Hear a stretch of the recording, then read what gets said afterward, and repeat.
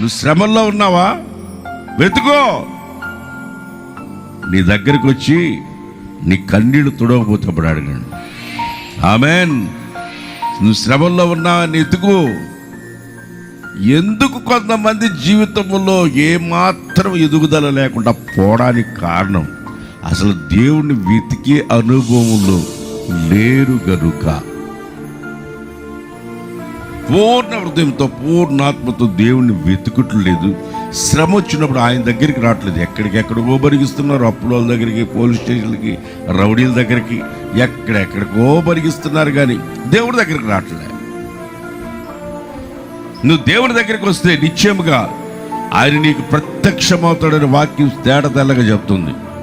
ఆయన నీకు ప్రత్యక్షమై నీతో మాట్లాడే దేవుడు, మనం ఆరాధిస్తున్న దేవుడు. చేతులు తెలియజెప్పడు గట్టిగా హల్లెలూయా.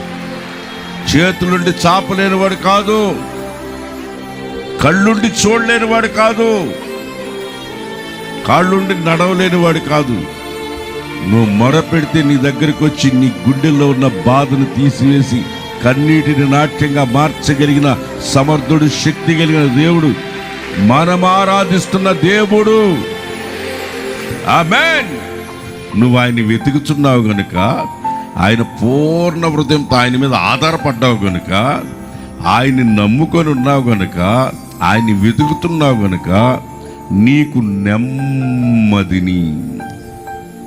ఈరోజు నీ జీవితంలో నెమ్మది ఎందుకు లేదంటే దేవుని మీద ఆధారపడలేదు, దేవుని వెతుకుట్లేదు. ఎంతో నెమ్మది ఆయన దగ్గరకు వచ్చిన వాళ్ళకి ఆయన మనతో ఉన్నాడని ఎలా గుర్తుపట్టచ్చు? మనకు దేవుడిస్తున్న నెమ్మదిని బట్టే మనము ఆయన మనతో ఉన్నాడని గుర్తించవచ్చు. ఆయన మన గుండెల్లో ఉన్నాడు సింహాసనం వేసుకుని. ఆయన మనం పూర్ణ హృదయంతో వెతుకుతున్నాం కనుక ఆయన మనతోనే ఉన్నాడు. మనం ఆయనతో ఉన్నాడని ఎలా రుజువు? మనకిచ్చిన నెమ్మదే రుజువు.